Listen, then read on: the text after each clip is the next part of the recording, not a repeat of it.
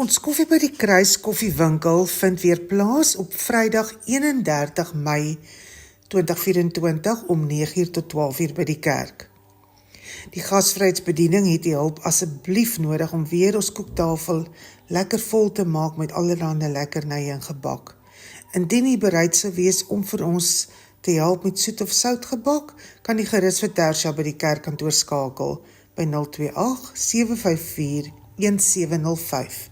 Dan ook 'n lekker verrassing, ons gaan heerlike curry en rys die oggend verkoop, lekker vleiscurry, so daar gaan net 'n beperkte aantal voorraad beskikbaar wees, so kom sommer lekker vroeg, dat u nie teleurgesteld word nie. Goed, ons sien u dan Vrydag 31 Mei by Koffie by die Kruis vanaf 9:00 tot 12:00.